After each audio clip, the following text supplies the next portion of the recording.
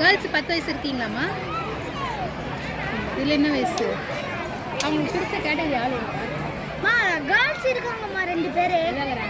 நான் டான்ஸுக்காக ரிதன்யா 2 பேர் தான். டான்ஸுக்காக ரிதன்யா அவங்க 2 பேர் தான் போட்டுக்கிறாங்க. 10 வயசு அவங்க 2 பேரும் 2 பேரும்